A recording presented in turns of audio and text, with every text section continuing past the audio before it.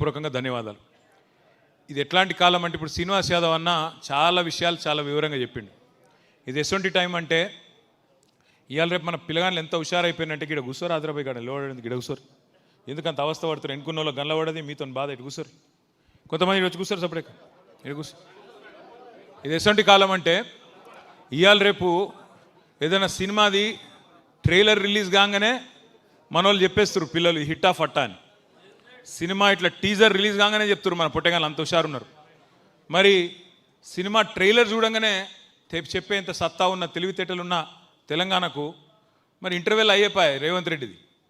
50% time అయిపోయిందా లేదా? Interval ఒడిచిపోయింది సినిమాకు. ఇక శుభం కార్డు ఒకటే పడేది ఉన్నది, ఎలగొట్టేది ఉన్నది, అంతే ఏం లేదు. First half utter flop, first half disaster. 50% time అయిపోయింది, డిజాస్టర్. సింపుల్గా ఒకటే మాటలు చెప్పాలంటే హైదరాబాదులో కొత్తగా ఒక్క ఇటుక కట్టలేదు, ఒక ఇల్లు పెట్టలేదు, ఒక్క ఇల్లు కట్టలేదు, ఒక ఇటుక పెట్టలేదు. కానీ ఎన్ని కొట్టిండు, ఎన్ని వడగొట్టిండు? కొన్ని వందల వేల ఇండ్లు మాత్రం హైడ్రా పేరు మీద ఇష్టం వచ్చినట్టు శనివారం వచ్చింది, ఆదివారం వచ్చిందంటే గరీబుల కొంపల మీద వడుడు, ఎక్కడికక్కడ ఇండ్లు గులగొట్టి దరిద్ర పేరు సంపాదించుకున్నాడు. ఇది ఒక్కటే చెప్పచ్చు. అన్నం ఉడికిందా లేదా అని చెప్పేందుకు మొత్తం కుండంతా ముట్టే అవసరం లేదు, కుండ లోపల చేయి పెట్టే అవసరం లేదు. చిన్న మెతుకు ముట్టుకుంటే చాలు ఉడికిందా లేదా తెలుస్తుంది. రేవంత్ రెడ్డి కాంగ్రెస్ ప్రభుత్వం ఎవల మనిషి అని చెప్పేందుకు గదొక్క ఉదాహరణ చాలు. అదే కేసీఆర్ గారు 2,50,000 మందికి గరీబోళ్ళకు తెలిసో తెలియకనో గవర్నమెంట్ జాగాలలో ఇల్లు కట్టుకుంటే 2,50,000 మందికి జీవో నంబర్ 58 కింద 59 కింద పట్టాలు ఇచ్చిన మహానాయకుడు మన నాయకుడు కేసీఆర్ గారు. అట్లాగే 1,00,000 డబల్ బెడ్రూమ్ ఇల్లు కట్టించిండు హైదరాబాద్లో. ఒక్కొక్క కాన్స్టిట్యున్సీకి 3,000 చొప్పున ఆల్రెడీ ఇచ్చినాం, ఇంకొక 1,000 ఇప్పుడు వీళ్ళు ఇస్తూ ఉన్నారు. మనం మొత్తం తయారు చేసి పెడితే వీళ్ళు ఆఖరికి సున్నం వేసి దానికి మేమే ఇచ్చినామని చెప్పుకునే బాపతోళ్ళు వీళ్ళు. పప్పు అంతా ఉడికినాక ఉప్పు వేసి మేమే కట్టినామని చెప్పుకుంటూ వీళ్ళు. నేను ఒకటే మాట ఇక్కడికి వచ్చిన మా ఆడబిడ్డలను మా అన్నదమ్ములను ఒకటే అడుగుతున్నా. आप सब लोग एक बात सोच के बोलो मेरे को, 50% टाइम हो गया इनका, 50% టైం ఒడిచిపోయింది రేవంత్ రెడ్డిది. నేను ఒక్కటే అడుగుతున్నా, మీరు యాద్ చేసుకొని చెప్పండి ఏమేం మాటలు చెప్పిండు. పెద్ద మనుషులు ముసలోళ్ళందరికీ, ఒంటరి మహిళలకు కేసీఆర్ సార్ 2,000 ఇస్తే ఈయన ఎంత ఇస్తా అన్నాడు? 4,000 ఇస్తా అన్నాడు. సంవత్సరంలో 12 నెలలు ఉంటాయి. నెలకు 4,000 చొప్పున ఎంత అవుతుంది? 48,000 ఇవ్వాలి. 48,000 అంటే లెక్క కష్టం అవుతుంది, 50 అనుకుందాం. 50 అంటే 5 ఏళ్ళకి ఎంత ఇవ్వాలి? 1,50,000 ఇవ్వాలి. 5 ఏళ్ళకి 1,50,000, 2,50,000. నాకే లెక్కలు రావంటే మీకు అంతకంటే రావే మరి అయ్యా, నాకే లెక్కలు రావు, మీకు అంతకంటే వస్తలేవు. అక్కడ మన ఆడబిడ్డలు సిగ్గుపడతారు. ఈ లెక్కనే లెక్కలు కడితే సంసారం చేసినట్టే మీరు. 50,000 సంవత్సరానికి, 5 ఏళ్ళకు 2,50,000 ఇవ్వాలి. మరి 50% టైం అయిపోయింది. ఇప్పటికి ఎంత రావాలి మనకు? అరే మీకు లెక్కలు వచ్చినట్టు లేవు చక్కగా.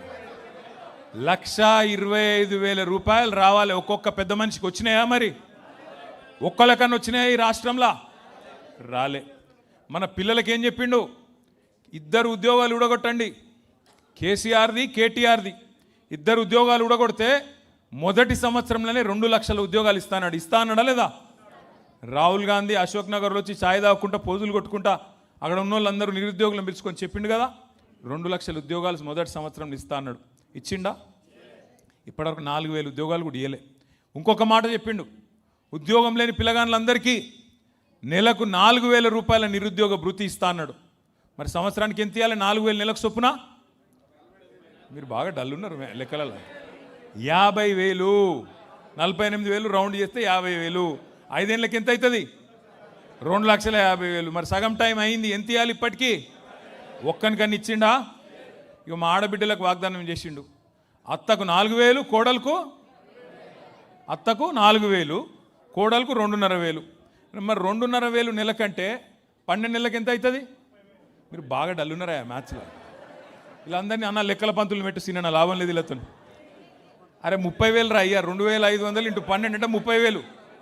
హైదరాబాద్ వాళ్ళు నేను తేజ్ ఉన్నారు అనుకున్నాను, డల్ ఉంటారు అనుకోలే. 30,000 అంటే 5 ఏళ్ళకి ఎంత ఇవ్వాలి? 1,50,000 ఇవ్వాలి. ఇప్పటికి ఎంత రావాలి? 75,000 రావాలి.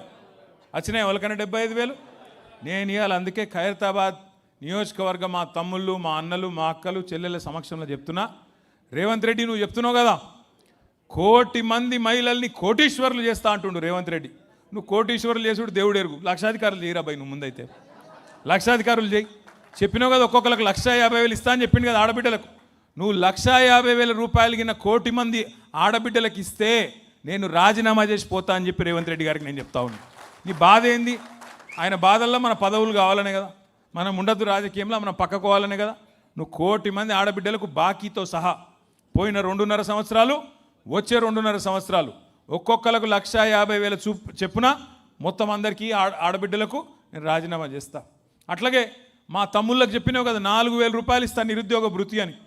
పోయిన 2.5 సంవత్సరాలు, వచ్చే 2.5 సంవత్సరాలు మొత్తం కలిపి 4,000 చొప్పున 40 లక్షల మంది మా తమ్ముళ్లకు, చెల్లెలకి తప్పకుండా రాజకీయమే వదిలేస్తా అని చెప్పి కూడా నేను నీకు విజ్ఞప్తి చేస్తా ఉన్నా. ఎందుకు చెప్తున్నా అంటే, మో చేతికి బెల్లం పెట్టిండు, ఆగం చేసిండు, పోయి కుర్చీలో కూర్చున్నాడు. హైదరాబాదులు, ఖైరతాబాదులు మీరు నమ్మలే. హైదరాబాద్లో ఒక్కడు కూడా కాంగ్రెస్ని నమ్మలే. 1 సీటు కూడా ఇవ్వలే మీరు కాంగ్రెస్. మీరు ఎవరైనా నాగేందర్ కోటేసినారు? నాగేందర్కి వేయలే, కేసీఆర్ మీరంతా మాకు తెలుసు. నాగేందర్ని చూసి ఓడెత్తాడు, నాగేందర్ని చూసి ఓటెత్తే మొత్తం నాకేస్తాడు, తెలియదా మనకు? నాకేసిండు అన్నట్టే అట్లే జరిగింది. కానీ కేసీఆర్ గెలవాలి కదా, ఈయన సక్కటోడు కాకపోయినా కేసీఆర్ గారు ముఖ్యమంత్రి అవుతారు కదా ఎమ్మెల్యే గెలిస్తే అని చెప్పి ఓటేసిరు. సరే ఆయన వేయండు, రేవంత్ రెడ్డి సంకల కూర్చున్నాడు, ఇవాళ పెద్ద పెద్ద మాటలు చెప్తున్నాడు.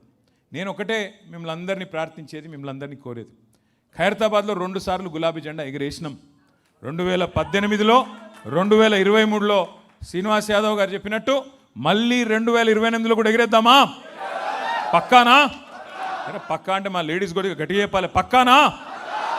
పక్కా అంటే ఏం చేయాలో నేను చెప్తా ఇక. ఎందుకంటే ఇప్పుడు చంద్రునికి కూడా చంద్రగ్రహణం అనేది పడుతుంది. కొద్ది కాలం మబ్బులు వెనుకపోతాడు చంద్రుడు కూడా. గట్లనే మన సారు కూడా, కేసీఆర్ గారు కూడా ప్రస్తుతం తాత్కాలికంగా మనం సార్ పక్కకు కూర్చున్నాడు, ఇక ఈయన నడుపుతున్నాడు పెద్ద మనిషి. ఇక ఆయన గట్టిగా అడిగినావు అనుకో, సేమ్ ఏమైన పేరు రేవంత్ రెడ్డి గారు, మరి ఏం సంగతి నువ్వు చెప్తివి కదా, 100 రోజుల్లోనే 6 గ్యారంటీలను నరికితివి కదా, ఏమైంది రేవంత్ రెడ్డి గారు అంటే ఈ మధ్యన కొత్త డైలాగ్ పెట్టుకున్నాడు. ఏమంటుండు? మన ఆదిలాబాద్ పోయి చెప్తున్నాడు, అవునా నాకు తెలియక అడుగుతా, ఎంత పెద్ద కండలు తిరిగిన పైల్వానైనా 3 నెలలనే పిల్లలు పుట్టిస్తాడా? నీయో మాకు తెలియపాయ ఇది, ఏది 3 నెలల్లో పిల్లలు పుట్టారని మాకు తెలియదు. ఇక్కడ లగ్గాలు కాలే, పిల్లల్ని కాలే, మాకు తెలియదు పిల్లలు పుట్టరు. నేను ఒకటే అడుగుతున్నా రేవంత్ రెడ్డి గారిని, అయ్యా 3 నెలల్లో పిల్లలు పుట్టరని మాకు కూడా ఎరికే, మా అందరికీ తెలుసు, నీ ఒక్కనికే కాదు. కానీ మరి 30 నెలల్లో కూడా పిల్లలు పుట్టకపోతే నిన్నేమని విలువాలరా భయ్, నాకు తెలియక అడుగుతున్నా. 3 నెలల్లో పుట్టరు ఓకే, నువ్వే నరుకుతావు కదా 3 నెలల్లో ఇది ఇస్తా, అది ఇస్తా, అల్లం ఇస్తా, బెల్లం ఇస్తా అని. మరి 30 నెలలు ఒడిచిపోయాయి కదా, 100 రోజులు అంటేవి 900 రోజులు ఒడిచిపోయాయి. నువ్వేం చెయ్యకపోతివి. గట్టిగా అడిగినావు అనుకో ఏమన్నా అంటే, ఇంతకుముందు మా అన్న చెప్పిండు సీనన్న, లాగుల తొండలు ఇడుస్తా, గుడ్లు వీకి గోటిలాడతా, పేగులు తీసి మెడలు వేసుకుంటా. పేగులు మెడలు వేసుకునేది ఏంది నాకు అర్థం కాదు. మన బోటి కొట్టేటోడు కూడా వేసుకోడు, వీడు ముఖ్యమంత్రి. ఈ మాటలు మాట్లాడితే ఏమనాలి చెప్పు? పేగులు మెడలు వేసుకుంటా, ఎవరు వేసుకుంటావు? చూసినాం నిన్న ఎంత దుర్మార్గుడు అంటే, సొంత పార్టీలోనే వెన్నుపోటు ఓడిచిండు. ఆమె ఒక ఆమె ఉండే పాపం పెద్ద మనిషి, మీనాక్షి నటరాజన్ అని, కొద్దిగా నిజాయితీ గల మనిషి, రాహుల్ గాంధీ నమ్మినబ్బంటు. ఆమెను వీడు లంగున్నాడు, వీడు జర చూడు అని చెప్పి పంపించిండు రాహుల్ గాంధీ. ఆమె కొద్దిగా చూసింది, వీడు భూములు అమ్ముకుంటాడు, కాంట్రాక్ట్లు అమ్ముకుంటాడు, వీడు నిజంగానే లంగున్నాడు అని పోయి రాహుల్ గాంధీకి చెవుదే చెప్పింది. పగబట్టిండు మనోడు. పగబట్టి ఎట్లన్నా చేసి సందు దొరికినప్పుడు చెప్పాలని చెప్పి ఓ దొంగ కేసు పెట్టించిండు హైదరాబాద్లో. ఆమెకు తెలియని కూడా తెలియదు పాపం కేసు ఉందని. ఆమె పోయి ఏం చేసింది, అక్కడెక్కడనో మధ్యప్రదేశ్లో ఎలక్షన్, రాజ్యసభ ఎలక్షన్కు నామినేషన్ వేసింది. వీడెంత లంగా అంటే, ఆమె మీద పగబట్టిండు కదా, ఈ కేసు ఉన్న విషయం బీజేపీ వాళ్ళకి చెప్పిండు. బీజేపీ వాళ్ళు పోయి ఎలక్షన్ కమిషన్కి షికాయత్ చేసారు. పాపం ఆమెకు రాజ్యసభ రాకుండా చేసిండు. ఒక గసంటోడు అంటే వేరే వాళ్ళకి శటకోపం పెట్టుడు కాదు, సొంత పార్టీ వాళ్ళకి కూడా గుండు కొట్టిండు, శటకోపం పెట్టిన లంగా రేవంత్ రెడ్డి. అందుకే నేను మీకు చెప్పేది, గతంలో కూడా చెప్పినా మళ్ళీ కూడా చెప్తున్నా, ఇసొంటి వాళ్ళని నమ్ముకొని మనం తెలంగాణను ముందుకు తీసుకుపోతామంటే కుక్కతోక పట్టుకొని గోదావరి ఇదినట్టే ఉంటుంది. అది అయ్యే పని కాదు. ఇంకో 2 ఏళ్ళు కాకపోతే భరించాలి. ఏం చేస్తాం? ఒక తప్పుకు శిక్ష 5 ఏళ్ళు, ఒక తప్పుడు నిర్ణయానికి శిక్ష 5 ఏళ్ళు తప్పది. కానీ బాధపడే అవసరం లేదు, భయపడే అవసరం లేదు. మన నాయకుడు కేసీఆర్ గారు బ్రహ్మాండంగా మంచి ప్రణాళికలు రూపొందిస్తూ ఉన్నాడు. మాకు ఆదేశం ఇచ్చిండు, నాకు, శ్రీనివాస్ యాదవ్ గారికి, శ్రవణ్ గారికి. ఇవాళ ఎవరైతే ఎమ్మెల్సీలు ఎమ్మెల్యేలు ఉన్నామో ఒకటే మాట చెప్పిండు కేసీఆర్ గారు. ఏం చెప్పినాడంటే, గుర్తు చేయండి హైదరాబాద్ ప్రజలకి 2014 ముందు ఎట్లుండే కరెంటు పరిస్థితి, ఎంత ఘోరంగా ఉండే కేసీఆర్ రాకముందు ఒక్కసారి యాద్ చేయండి.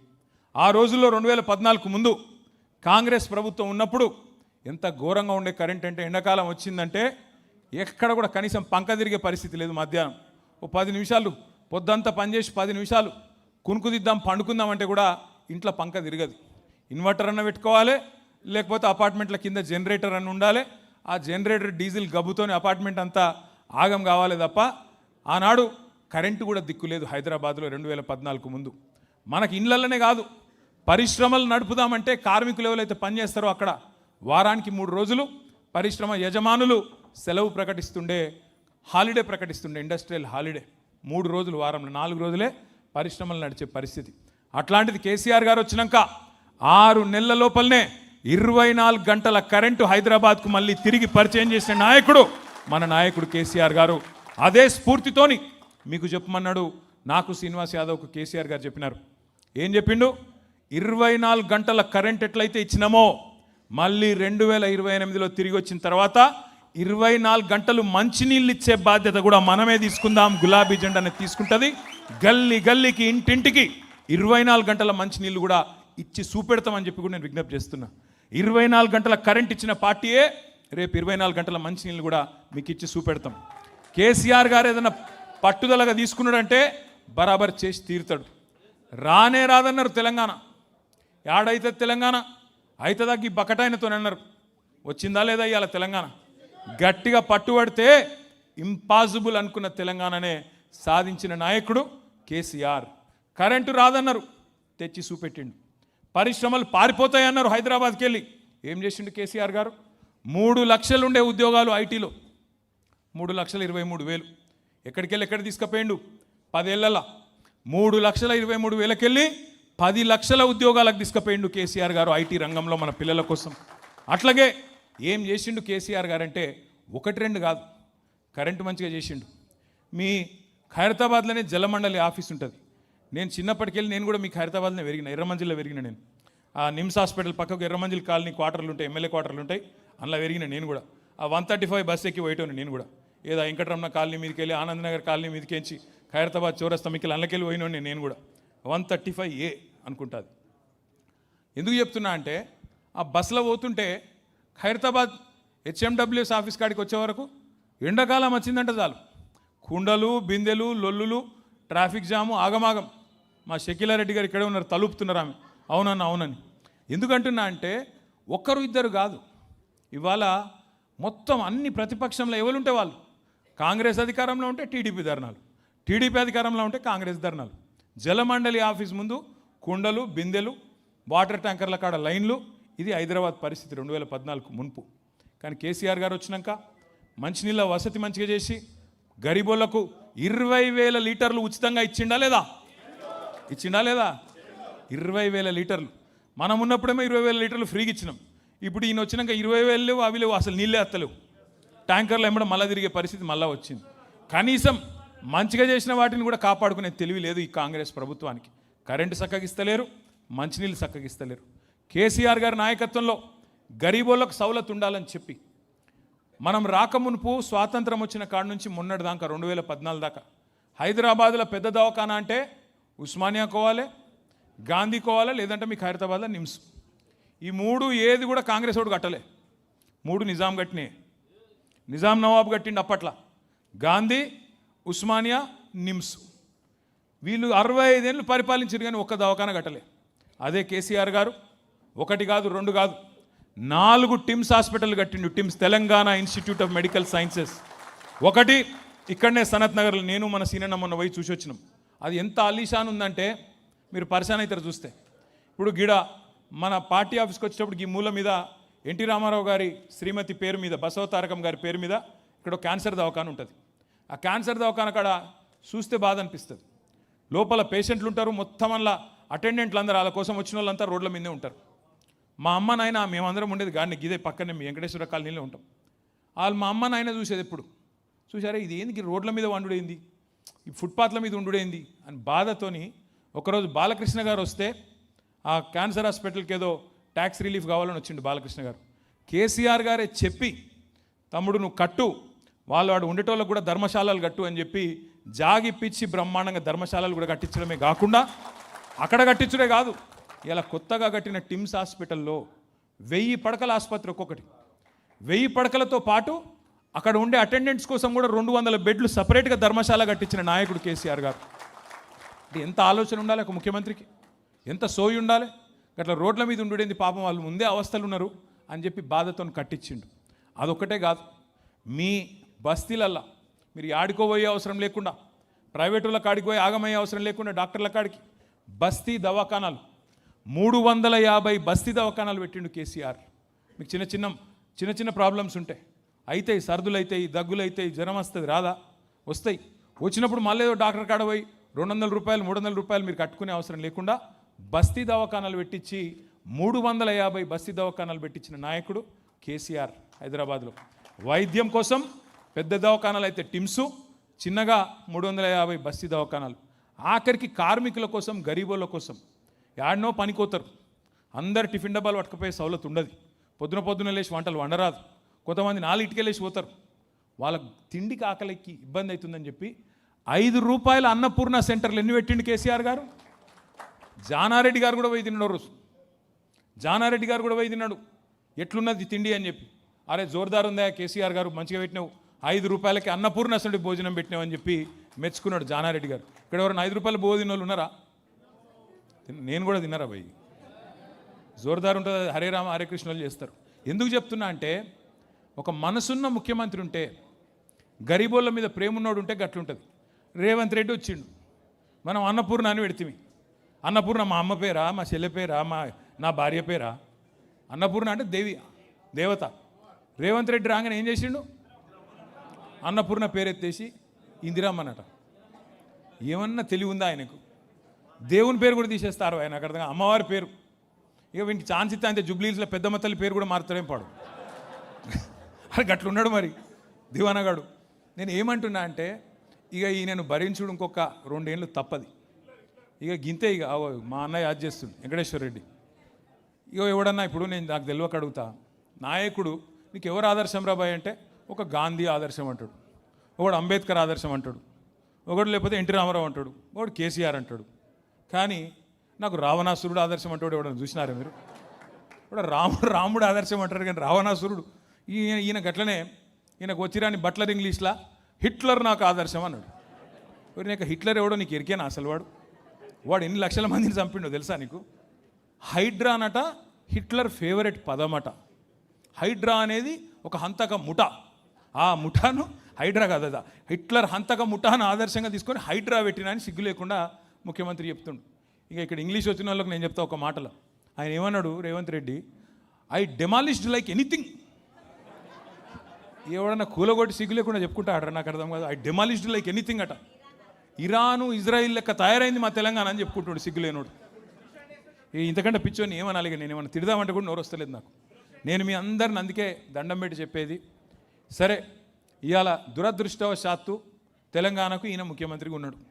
ఇంకో 2 ఏళ్ళు కాంగ్రెస్ అనే ఈ దరిద్రాన్ని దేశం మొత్తం వదిలించుకున్నారు. కానీ ఈ దరిద్రాన్ని మనోళ్ళు కొంతమంది ఆయనతో నమ్మి నెత్తి మీద రుద్దుకున్నారు. ఇంకో 2 ఏళ్ళు భరించక తప్పదు. కానీ మనం కొన్ని పనులు చేసుకోవచ్చు. ఈ లోపల మన పార్టీని మంచిగా చేసుకోవచ్చు, రిపేర్ చేసుకోవచ్చు.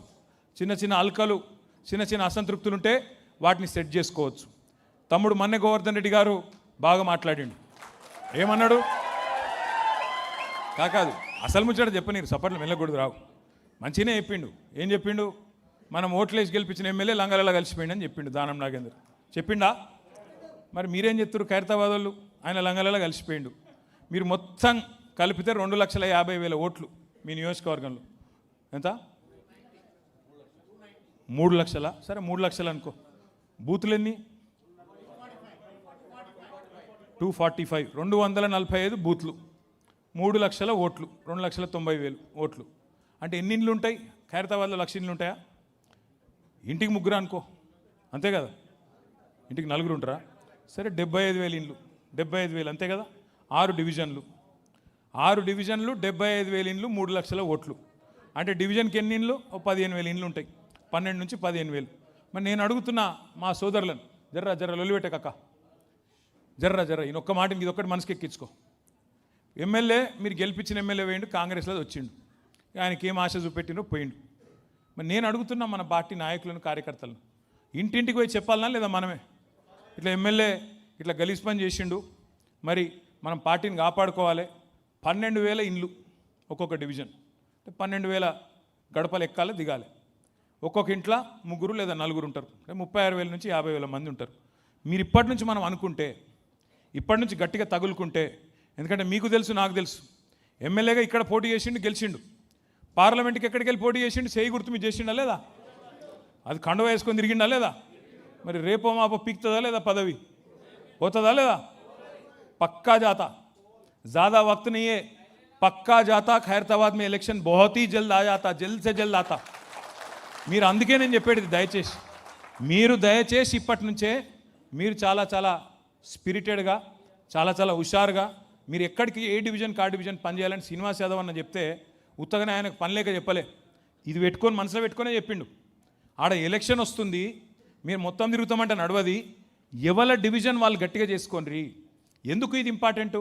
ఇప్పుడు మీకు 245 బూత్లు ఉన్నాయి, మీరు ఏ బూత్ కా బూత్, శ్రవణ్ గారు ఒక మాట అన్నాడు, కాన్స్టిట్యున్సీకి ఎమ్మెల్యే ఎట్లనో బూత్కు బిఎల్ఏ అట్లా అన్నాడు. మరి ఏ బూత్ వాళ్ళు ఆ బూత్లు అట్లే అనుకున్నారు అనుకో, కేసీఆర్ ముఖ్యమంత్రి కావాలి, ఖైరతాబాద్ మీద గులాబీ జెండా ఎగరాలి అంటే నా బూత్ కాడికి నేను మెజారిటీ ఇస్తా బై, నాకు వేరే బూత్ అవసరం లేదు, నా బూత్లో నేను మెజారిటీ ఇస్తాను. ఎక్కడోళ్ళు అక్కడ మీరు నేను కేసీఆర్ అనుకొని తిరిగిరనుకో, కాదా పని? 1000 ఓట్లు బూత్కు, 1000 ఓట్లు అంటే 300 ఇండ్లు, 300 ఇండ్లు మీరు సవాల్గా తీసుకొని తిరిగి ఆ ఇండ్లకు పోయి ఎస్ఐఆర్ కార్యక్రమం కానీ, మెంబర్షిప్ కార్యక్రమం కానీ గట్టిగా చేసినాం అనుకో, రేపు వచ్చే ఎలక్షన్ గెలవా మనం? కాంగ్రెస్ వాళ్ళు లంగతనం చెప్పుకుంటూ తిరిగితే సీనన్న చెప్పినట్టు 5 నిమిషాలు ఎత్తిమినానుగా కూర్చొని ముచ్చట పెట్టి, అక్క నీకు ఇది వచ్చిందా? కేసీఆర్ ఉన్నప్పుడు కేసీఆర్ కిట్ వచ్చింది, ఇప్పుడు వస్తుందా అక్క అంటే ఏం చెప్తుంది? వస్తలేదు వీడు బంద్ చేసిన అని చెప్పది. అక్క నీకు రంజాన్ తోఫా వచ్చిందా అని అడిగినావు అనుకో, आप आ रहा क्या रमज़ान तोहफा అని అడిగినా उनको ఇంటికి పోయి क्या बोलते, गालियाँ देते, अरे क्या है उन्होंने, कहाँ से आए जी బతుకమ్మ చీర వచ్చిందా లేదా అక్క అని అడిగితే చెప్పరా మనోళ్ళు? వచ్చిందా అక్క బతుకమ్మ చీర బంధు, కేసీఆర్ కిట్ బంధు, బస్తీ దవాఖానా బంధు, పిల్లలకు బడిలో బ్రేక్ఫాస్ట్ బంధు, వీళ్ళు వచ్చినాక మొత్తం వ్యాపారాలే బంద్ అయిపోయినాయి. ఇవన్నీ నువ్వు పోయి కూర్చొని ముచ్చట పెడితే ఆటోమేటిక్గా ముచ్చట వెళ్తుంది, అందరు మంచిగా మాట్లాడతారు. ఇవాళ పంట కోతకొచ్చింది, కోసుకునే తెలివి ఉందా లేదా అనేది మన చేతుల్లోనే ఉంది.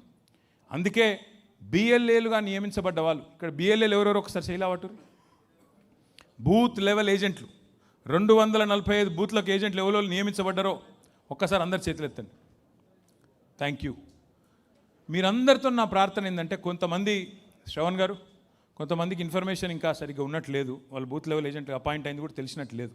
కాబట్టి వాళ్ళని దయచేసి వార్డుల వారిగా వెంకటేష్ గారు, మా సోదరుడు మహేష్ యాదవ్ గారు, విప్లవ్ గారు, అట్లాగే శ్రీనివాస్ నాయుడు గారు, గోవర్ధన్ రెడ్డి గారు, హేమలత గారు, ప్రసన్న గారు, ఇంకా మిగతా నాయకులు షకీల గారు, ఇంకా అందరూ, మేఘన గారు, అందరూ ఒక్కరు వీలు వాళ్ళని, గోసుల శ్రీనివాస్ యాదవ్ గారు, పేరున అందరితో నా ప్రార్థన, విష్ణు గారు, ఒక్కరు కాదు, మా నాయకులు, మా ఉద్యమకారులు ఉన్నారు, డివిజన్ల వారీగా అధ్యక్షులు ఉన్నారు, అందరితో నా ప్రార్థన, మీరు గిన్న కరెక్ట్గా అనుకుంటే, మీరు ఖైరతాబాద్ వాళ్ళు పోయి సోమాజిగూడలో రాజకీయం చేసేదేం లేదు, సోమాజిగూడలో వచ్చి బంజారాహిల్స్ రాజకీయం చేసేదేం లేదు, బంజారాహిల్స్ వాళ్ళు పోయి జూబ్లీహిల్స్ రాజకీయం చేసేదేం లేదు.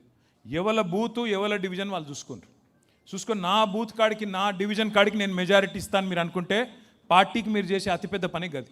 నేను అంతటా తిరుగుతా, నేను రాష్ట్ర నాయకుని, నేను జాతీయ నాయకుని, అంతర్జాతీయ నాయకుని, నీకు అంతగానం ఉంటే తర్వాత డొనాల్డ్ ట్రంప్తో కూడా కొట్లాడదు, ఓకే. కానీ ఇప్పుడైతే మొదలుకి ఇది గెలువు, మొదలు ఎస్ఐఆర్ చేయి, మెంబర్షిప్ చేయి, నీ డివిజన్ గెలువు, కార్పొరేటర్ గెలువు, అటెన్కి ఆటోమేటిక్గా ఉప ఎన్నిక వస్తుంది, గులాబీ జెండా ఎగురుతుంది, మళ్ళీ ఖైరతాబాద్లో బీఆర్ఎస్ ఎమ్మెల్యే మళ్ళీ వచ్చి కూర్చుంటాడు. ఇంతకంటే నేల విడిచి సాము చేయకండి. ఇది ఇడిచిపెట్టి నేను ఇంకేదో చేస్తా, నేను పక్కకు పోయి జూబ్లీహిల్స్లో పని చేస్తా, యువతల పోయి సనత్ నగర్ లేలు పెడతా, నీకెందుకు? నాకు అర్థం కాదు. గాడు ఉండు, ఉన్న కాడనే చక్రం తిప్పు. ఈ ఒక్క మాట మీకు ఈ ఎస్ఐఆర్ గురించి నేను చెప్పాలి. ఒక్కసారి అందరు ఇక్కడ చూడాలి దయచేసి. हमारे बहन भी यहाँ पे काफ़ी सारे बहन हैं, आप तमाम बहनों से भाइयों से मैं गुजारिश करता हूँ, एसआईआर बहुत ख़ास चीज़ है, इसके बारे में ज़रा गौर करिए, ध्यान दीजिए, सुनिए, समझिए और जिसको नहीं समझ आता उसको समझाने की भी कोशिश आप ज़रूर करिए. ఎస్ఐఆర్ जो है ఎస్ఐఆర్ అనేది ఇది మొదటిసారి అయితలేదు. ఎస్ఐఆర్ అంటే స్పెషల్ ఇంటెన్సివ్ రివిజన్. ఇక సింపుల్ భాషలో చెప్పాలంటే మీకు ఎక్కువ తక్కువ కన్ఫ్యూజ్ చేయకుండా ప్రతి సంవత్సరం మనం మన ఇంట్లో ఎవరన్నా 18 ఏళ్ళు నిండితే వాళ్ళకు కొత్తగా ఓట్లు రాపియచ్చు. ఎవరైనా చచ్చిపోతే ఓట్లు తీసేపిస్తాం. జనవరి 1కి ఎప్పుడైనా సరే ఎవరికైనా 18 ఏళ్ళు నిండితే తహసీల్దార్ ఆఫీస్కి పోయి లేకపోతే జిహెచ్ఎంసీ ఆఫీస్కి పోయి చిన్నగాడ ఒక దరఖాస్తు ఇస్తే రాస్తారు ఓటు. ఎస్ఐఆర్ ఏంటిది మరి కొత్తగా దీనిలో ప్రత్యేకత ఏంటిది అంటే భారత రాజ్యాంగ నిర్మాత డాక్టర్ బాబాసాహెబ్ అంబేద్కర్ గారు చాలా తెలివైన వాడు, దార్శనికుడు, ముందు చూపున్నాడు. ఆయన స్వాతంత్రం వచ్చిన కొత్తలో నెహ్రూ గారు, గాంధీ గారు, ఇంకా పెద్దలు మౌలానా అబుల్ కలాం ఆజాద్ గారు, ఇంకా మిగతా పెద్దలు అందరూ కూర్చొని ఈ పెద్ద మనిషి అంబేద్కర్ సాబ్ అయితే బాగా చేస్తాడు, ఈయన దేశం మరి కొత్తగా స్వతంత్రం వచ్చింది, ఎటు దిక్కు పోవాలి, ఎట్లా నడవాలి, ఏం కానూన్ ఉండాలి, ఏం కాయిదా ఉండాలి అని ఆలోచన చేసి अंबेडकर साहब को वो काम सौंपे क्या कॉन्स्टिट्यूशन लिखने का और एक कानून लिखने का काम जो है अंबेडकर साहब को सौंप दिए. अंबेडकर గారు ఎంత గొప్పోడంటే మీకు తెలవాలి, చాలా దేశాలల్లో మొదళ్ళు వాళ్ళకి స్వాతంత్రం రాగానే మహిళలకు ఓటు హక్కు ఇయ్యలే. 100-200 ఏళ్ళు కొట్లాడితే మహిళలకు అటెన్క ఓటు హక్కు ఇచ్చింది. కానీ మన దేశంలో మహిళలు ఏ ఒక్క మహిళ పోరాటం చేసే అవసరం లేకుండా మొట్టమొదటి ఎలక్షన్లోనే ఓటు హక్కు కల్పించిన మహానుభావుడు డాక్టర్ బాబాసాహెబ్ అంబేద్కర్. ఈ దేశంలో ఒక అంబానీకి ఏ ఓటు ఉందో ఆ ఓటుకి ఎంత విలువ ఉందో గరీబ్ ఆయనకు కూడా గదే ఓటు గదే విలువ ఉంది. ఆ గది భారతదేశంలోని ప్రజాస్వామ్యం యొక్క గొప్పతనం, అది భారత రాజ్యాంగం యొక్క గొప్పతనం, అది బాబాసాహెబ్ అంబేద్కర్ మనకు అందించిన ఒక వరం. అందుకే మన కేసీఆర్ గారు 125 అడుగుల అంబేద్కర్ విగ్రహం పెట్టడమే కాదు, మన సెక్రటేరియట్కి కూడా అంత అందంగా ఉన్న సెక్రటేరియట్ కూడా అద్భుతంగా బాబాసాహెబ్ స్ఫూర్తి ఉండాలని చెప్పి డాక్టర్ బాబాసాహెబ్ అంబేద్కర్ సచివాలయం అని చెప్పి పేరు పెట్టిండు. ఆ అంబేద్కర్ రాసిన రాజ్యాంగంలోనే ఒక మాట రాసిండు, ఏమని?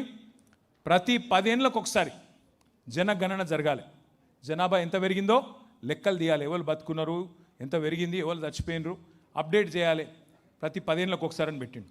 దాంతోపాటు ఓటర్ లిస్టు కూడా ఎప్పటికప్పుడు జల్లెడ పట్టాలి, ఎప్పటికప్పుడు చక్కగా చేసుకోవాలి అనే మాట చెప్పిండు. లేకపోతే అందులో లంగతనం ఉంటే ప్రజాస్వామ్య స్ఫూర్తి దెబ్బతింటుంది. దొంగ ఓట్లుంటే ఆ దొంగ ఓట్లతో ఎమ్మెల్యేలు అయితే మళ్ళీ రేపటి రోజున మొత్తం ప్రజాస్వామ్య పునాదులకే ఇబ్బంది అని చెప్పి ఈ ఎస్ఐఆర్ అనే కార్యక్రమాన్ని కూడా ఆలోచనతోనే పెట్టిండ్రు. ఎస్ఐఆర్ భారతదేశంలో మొదటిసారి జరుగుతలేదు. Next slide. భారతదేశంలో ఎస్ఐఆర్ ఇప్పటి వరకు 13 సార్లు జరిగింది. ఈసారి 14వ ఇప్పుడు జరగబోతా ఉంది.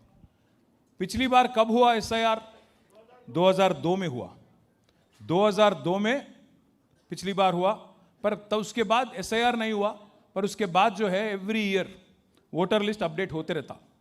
ప్రతి సంవత్సరం ఓటర్ లిస్ట్ అప్డేట్ అయితేనే ఉన్నది. కానీ ఎస్ఐఆర్ అనేది మాత్రం అప్పుడు జరిగింది.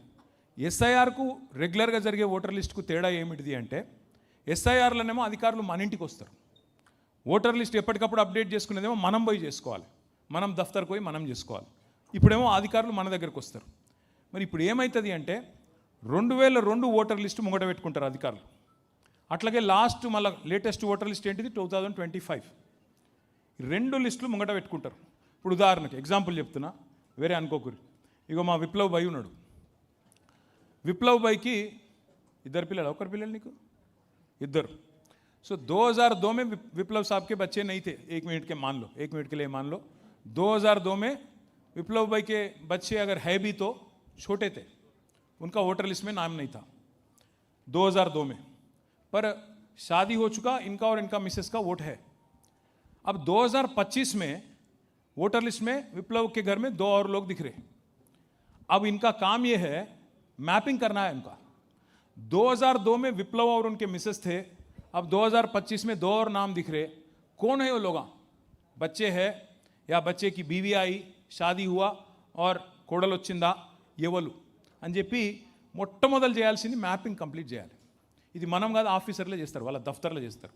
కానీ ఆ దఫ్తర్లో చేసింది ఇంటికి వచ్చినాక చూసుకుంటారు, మ్యాపింగ్ చూసుకుంటారు. అంటే ఏమిటిది? ఉదాహరణకు విప్లవ్ అన్నకు 2002లో చిన్న పిల్లగాడు ఉండే అనుకోండి. ఇప్పుడు ఆ చిన్నపిల్లగాడు పెద్దోడైండు, ఓటు హక్కు వచ్చింది, ఆయనకు పెళ్లి కూడా అయిందనుకో, ఆయన భార్య కూడా ఉంది. సో ఇప్పుడు ఏం చేయాలి అధికారులు, మీరు మనము ఎన్యూమరేషన్ ఫార్మ్ అనేది ఒకటి నింపాలి. ఏమిటిది అది చూపెడతా, అది కూడా మీకు నింపి 2002లో విప్లవ్ కుమార్కి ఇంకో ఫలానా కొడుకున్నాడు, ఆ కొడుకు ఇప్పుడు ఓటు హక్కు వచ్చిందని చెప్పి చూసి ఆయన విప్లవ్ కొడుకు అని చెప్పి ఫామ్ నింపి సబ్మిట్ చేయాలి. ఇదంతా కూడా సింపుల్ లెక్క, ఇది కాంప్లికేట్ ఏం లేదు, ఇలా కన్ఫ్యూజ్ అయ్యేది ఏం అక్కర్లేదు. 4 పనులు మనం చేసేది. ఒకటి, కొత్త ఓట్లు రాయించాలి. 18 ఏళ్ళు నిండినోళ్ళే ఓట్లు రాయించాలి. దబ్బన మీ ఇంట్లో ఎవరైనా పెళ్ళై కొత్తగా వచ్చిరనుకో, కోడలు పిల్లను ఇంకొకలో, అల్లుడు వచ్చిండనుకో, అల్లుడు లేదా కోడలు, వాళ్ళ పేరు రాయించాలి. రెండవది, ఎవరైనా చచ్చిపోతే ఓటు తీయించాలి. మూడవది, ఎవరైనా ఖైరతాబాద్లో ఉన్నోళ్ళు ఎల్బీ నగర్ షిఫ్ట్ అయిందనుకో, వాళ్ళ ఓటు ఇక్కడికి వెళ్ళి తీసేయించాలి. నాలుగోది, ఎవరైనా వేరే కాడు ఉన్నోళ్ళు ఖైరతాబాద్కి వచ్చిరనుకో, వాళ్ళ ఓటు ఇక్కడ రాయించాలి. అర్థమైంది కదా? జల్లెడ పట్టే కార్యక్రమం ఏం లేదు ఇలా. జల్లెడ పట్టి కొత్తోళ్ళు ఎవరు, చచ్చిపోయిన వాళ్ళు ఎవరు, వీడికి ఖైరతాబాద్కి షిఫ్ట్ అయిన వాళ్ళు ఎవరు, మీ బస్తీకి ఇంచెల్లి వెళ్ళిపోయిన వాళ్ళు ఎవరు, ఓటర్ लिस्ट करेक्ट का जल्लड़ बट्टी करेक्ट का साफ सीधा చేసుకుంటే यही वोटर लिस्ट आपके लिए कल हैदराबाद कॉरपोरेशन इलेक्शन में यही रहता, आगे आने वाले बाई इलेक्शन में यही रहता, उसके बाद आने वाला असेंबली इलेक्शन में यही वोटर लिस्ट रहता, उसके बाद आने वाला पार्लियामेंट इलेक्शन में भी यही वोटर लिस्ट रहता. समझ गए ना? అర్థం కానీ ఏం లేదు కదా. అర్థం కాకపోతే మళ్ళీ మీకు చెప్తా. మీ అందరికి పుస్తకాలు ఇచ్చిరా? एक बार दिखा दो मेरे को. ऐसा करो, सब कागज़ ले ला के, ये सब ये जो किताब है इसको ले जाके घर में अलमारी में डाल दो, बंद कर दो चाबी ला के. वही करते ना, मालूम है मेरे को. युवल చదవరు నాకు ఎరికే, మీరు ఏం చేస్తారో నాకు ఎరికే. చదువురి బై జరా, ఇది చాలా ఇంపార్టెంట్. ఎందుకంటే ఒక్క దొంగ ఓటు, ఇప్పుడు అప్పుడప్పుడు ఎలక్షన్లలో ఒక్క ఓటుతో ఓడిపోతాం, ఎంత బాధ ఉంటుంది. जुबली हिल्स में क्या हुआ, चोर वोट से जीते लोग कांग्रेस वाले. तो वैसा अगर नहीं होना बोले तो ఖైరతాబాద్ में हमारे को होशियार रहना है. Next slide. ఇక్కడ ఒక్క నిమిషం ఈ డేట్లు చూసుకోండి. ఇంటింటికి ఆఫీసర్లు వస్తారని నేను చెప్పిన. ఆఫీసర్లు ఎవరు? మీ అంగన్వాడీ టీచర్లు, మీ మెప్మా రిసోర్స్ పర్సన్లు వాళ్ళు వస్తారు. ఎప్పటి నుంచి వస్తారు? 25 जून 25 जून से 24 जुलाई तक आते, 1 महीने तक आपके घर आते. अब अपन क्या करना, फिर बूथ लेवल एजेंट उनके साथ साथ अपन भी घर घर जाना. घर घर बोल तो कितने घर आ जाना, ఒక నెలల మీరు తిరిగేది మొత్తం 1000 ఓట్లు మీ బూత్లో. 1000 ఓట్లు అంటే 300 ఇండ్లు. రోజుకు తిరిగేది 10 ఇండ్లు, నెలకు 300 ఇండ్లు, రోజుకు 10-12 ఇండ్లు. అంతే, ఎక్కువ కాదు. అంటే రోజుల 2 గంటలు నేను అడిగేది, అంతకంటే ఎక్కువ కాదు. 2 घंटा आपका जो है कीमती वक्त इस काम के लिए देना. आप इंटिंटिకి పోవాలి. 1 महीने में BLO के साथ साथ आप भी जाना अपने पार्टी की तरफ से, जाके अगर कहीं कुछ गलतियां हो रहे तो उनको बताना, साहब इन्हों वोटर नहीं है, आप लेडी का वोट इसमें डाल रहे हैं आप बोल के दिखाना. मैं आपको आगे भी दिखाता हूँ. ఇది అయిపోయినాక 24 జూలై तक हो जाता. 31 జూలై 31 జూలై నాడు డ్రాఫ్ట్ ఓటర్ లిస్ట్ పబ్లిష్ చేస్తారు. అయ్యో గిది మీ బూత్ల లిస్ట్, గిది మీ కాలనీ లిస్ట్, గిది మీ డివిజన్ లిస్టు, ఓటర్ లిస్ట్ ఇది అని పబ్లిష్ చేస్తారు. మనకు నెల రోజులు టైం ఉంటుంది. 31 జూలై నుంచి 30 ఆగస్టు దాకా మన అబ్జెక్షన్లు చెప్పడానికి ఫామ్ 6, ఫామ్ 7, ఫామ్ 8 3 ఫామ్లు ఉంటాయి. అందరికి ఇచ్చిర్రా ఫామ్ 6, ఫామ్ 7, ఫామ్ 8? అవి చూసుకోండి, జర చదవండి, పడేయకండి. అవి నింపాల్సి ఉంటుంది అబ్జెక్షన్లలో. కొత్త ఓట్లు రాయించనికే, తీయించనికే, షిఫ్టింగ్ ఓట్లు ఉంటే వాటిని చేయించనికే అవి నింపాలి. ఎవరికైనా అనుమానం అంటే శ్రవణ్ దాసోజ్ గారు ఉంటారు మీకు, అట్లాగే మన డివిజన్ నాయకులు అందరూ ఉన్నారు, మీకు వాళ్ళు గైడెన్స్ ఇస్తారు. 1 మంత్ వరకు మనం అబ్జెక్షన్ చెప్పచ్చు. 1 మంత్ మనం అబ్జెక్షన్ చెప్పినాక ఎలక్షన్ కమిషన్ కూడా 1 మంత్ టైం ఉంటుంది. ఏది అబ్జెక్షన్ల మీద వాళ్ళు కూడా దాన్ని పరిష్కారం చేయడానికి. वो काम सब सितंबर के एंड तक हो जाता. फाइनल लिस्ट जो है అక్టోబర్ 1 గాంధీ జయంతికి ఒక్క రోజు ముందు 1 అక్టోబర్ రోజు ఫైనల్ లిస్ట్ పబ్లిష్ అవుతుంది. ఇది ఎందుకు ఇంపార్టెంట్ అంటే రేపు మీరు కార్పొరేటర్ కొట్లాడాలనే షోకున్నోళ్ళు ఉన్నారు. ఇప్పటి నుంచి ఓట్లు చక్కగా చేసుకుంటే, లిస్ట్ చక్కగా ఉండేటట్టు చూసుకుంటే, एक डर है हमारे बहनों में भाइयों में. क्या है वो डर? ये है వీళ్ళు బీజేపీ వాళ్ళకు పడనోళ్ళ ఓట్లు తీసేస్తురట అని భయం ఉంది. బీజేపీ వాళ్ళకి ఎవరైతే ఓట్లు పడాయి అనుకుంటుర్రో వాళ్ళ ఓట్లు తీసేస్తారట అని భయం ఉంది. వెస్ట్ బెంగాల్ మే అవి మమతా దీదీ హార్గే, అక్కడ 95 లక్షల ఓట్లు తీసేసారు. మమతా ఓడిపోయిందంతా 42-43 లక్షలతో ఓడిపోయింది. ఒక 27 లక్షల మంది ఓటర్లు వెస్ట్ బెంగాల్లో ఈరోజు కూడా కొట్లాడుతున్నారు, అరే మాకు ఓటు హక్కు ఇవ్వాలి, కోట్లలో ఉన్నది ఇంకా కేసు, కానీ ఓడిపోయింది, ఎలక్షన్ అయిపోయింది, ఇంటికి పోయేటోడు ఇంటికి పోయాడు, కుర్చీలో కూర్చుంటాడు కుర్చీలో కూర్చున్నాడు.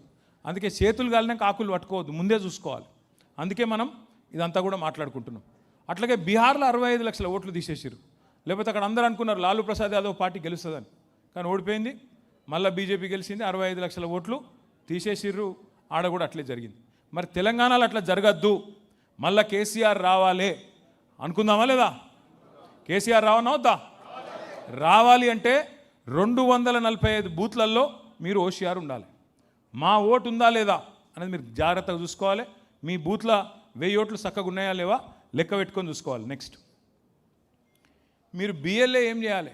5 काम करना है आपको. BLO के साथ जाना, उनको थोड़ा कोऑपरेशन देके घर घर ले जाके जिस किसी का भी वोट ऐड करना है उसको ज़रूर वहाँ करवाना है. उसके बाद ఎక్కడన్నా ఫామ్లు నింపేది ఉంటే ఆ ఫామ్ నింపేదానిలో సాయం చేయాలి. 18 ఏళ్ళు నిండిన వాళ్ళు ఉంటే వాళ్ళని కలుపుకోవాలి, రాపియాలి. ఎవరైనా చనిపోయిన వాళ్ళు ఉంటే తీసేపియాలి. నెక్స్ట్, ఇక్కడ నెక్స్ట్ ఇక్కడ చాలా ఇంపార్టెంట్ ఇది ఒకటి.